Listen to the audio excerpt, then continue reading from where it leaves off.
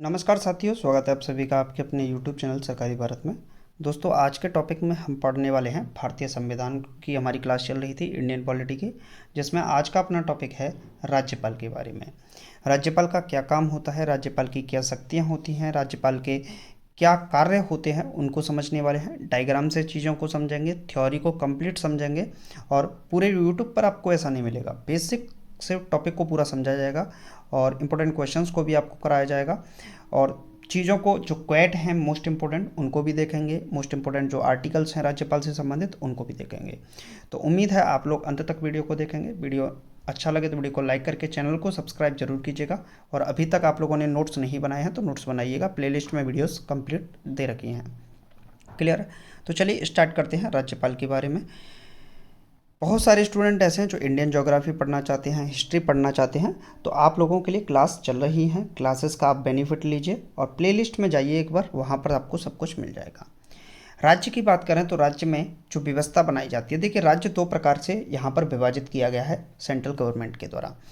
मतलब जब भारतीय संविधान का निर्माण किया गया तो राज्यों में क्या है, संवैधानिक व्यवस्था भी बनाई गई, जिसमें देखिए शक्तियों का बंटवारा किया गया था। शक्तियों का बंटवारा यानी कि केंद्र सरकार के बाद राज्य सरकार के बाद फिर क्षेत्रीय सरकार और फिर ग्राम पंचायतों का निर्माण भी किया जाता है।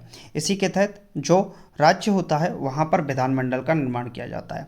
जहाँ केंद्र में संसद का निर्माण किया जाता है, वहीं राज्य में विधानमंडल का निर्माण किया जाता है। संसद के तीन अंग होते हैं, जिसमें राष्ट्रपति, लोकसभा और राज्यसभा को रखा जाता है। उसी प्रकार से विधानमंडल के तीन अंग होते हैं। पहला होता है विधान परिषद, दूसरा विधानसभा और तीसरा है राज्यपाल। जरूरी नहीं कि सभी राज्यों में विधान परिषद हो ही। तो विधानमंडल के कितने भाग होते हैं? तीन भाग होते हैं, विधान परिषद, विधानसभा और राज्यपाल।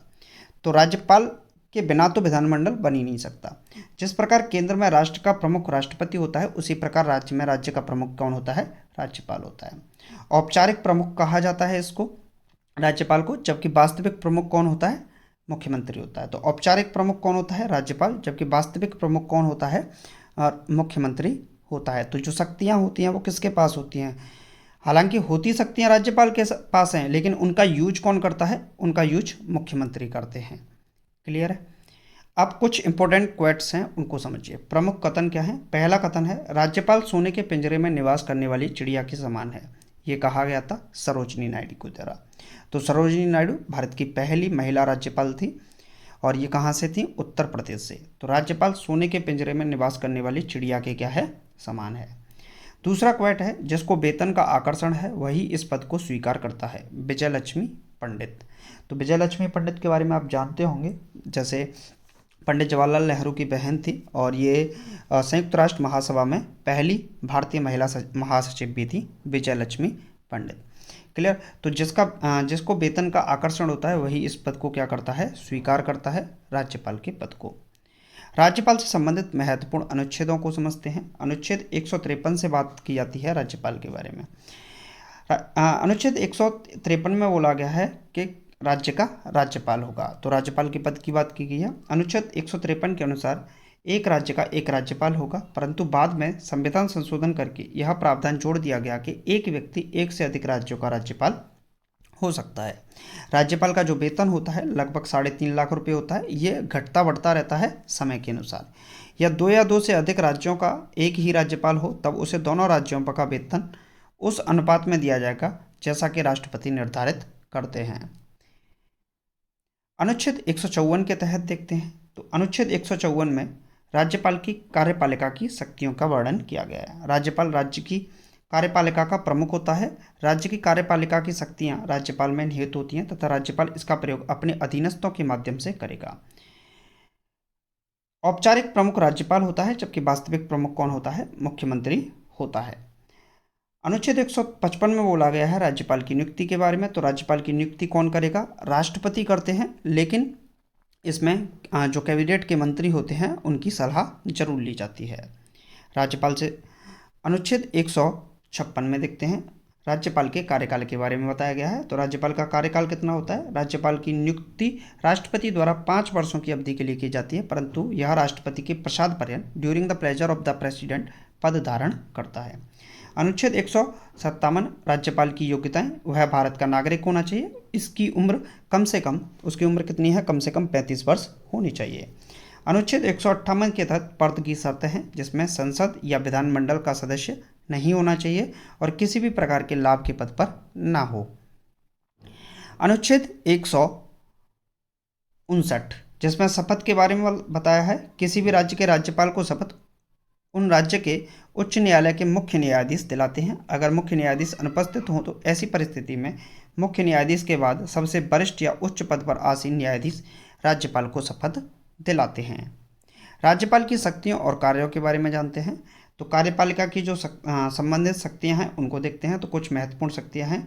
राज्यपाल विधानसभा के बहुमत दल के नेता को मुख्यमंत्री तथा मुख्यमंत्री की सलाह से उसकी मंत्रिपरिषद के सदस्यों की नियुक्ति करता है तथा उन्हें पद या गोपनीयता की शपथ दिलाता है। राज्य के समस्त कार्यपालिका कार्य राज्यपाल के नाम से ही किए जाते हैं। राज्यपाल विधान परिषद के कुल सदस्य संख्या का 1/6 सदस्यों की नियुक्ति करता है। राज्यपाल राज्य के विश्वविद्यालय यूनिवर्सिटीज़ का कुलाधिपति चांसलर होता है तथा उपकुलपतियों वाइस चांसलर को भी नियुक्त करता है। राज्यपाल का अधिकार है कि वह राज्य के प्रशासन के संबंध में जब चाहे मुख्यमंत्री से सूचना प्राप्त कर सकता है। अब समझते हैं राज्यपाल की जो विधायी शक्तियां हैं उनको समझते हैं। राज्यपाल विधानमंडल का एक अभिन्न अंग होता है। राज्यपाल विधानमंडल का सत्र बुलाता है तथा सत्र का समाप्ति करता है। मतलब सत्र बुलाने का काम भी राज्यपाल का है, समाप्ति का भी राज्यपाल का है।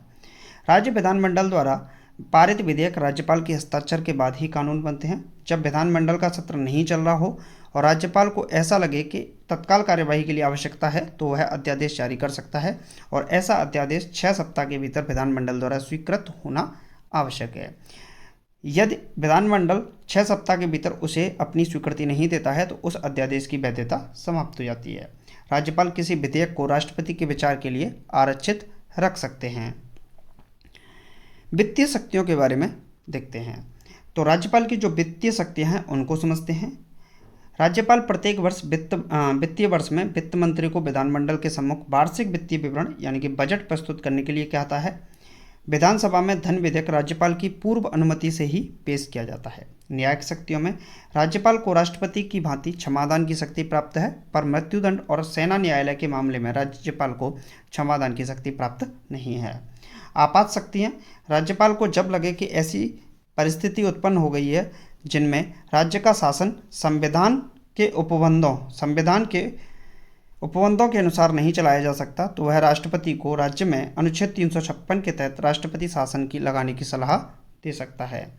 तो उम्मीद है आपको आज का सेशन अच्छा लगा होगा। छोटा सा वीडियो था जिसमें हमने राज्यपाल को समझा।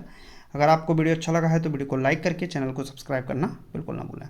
Thank you for watching this video.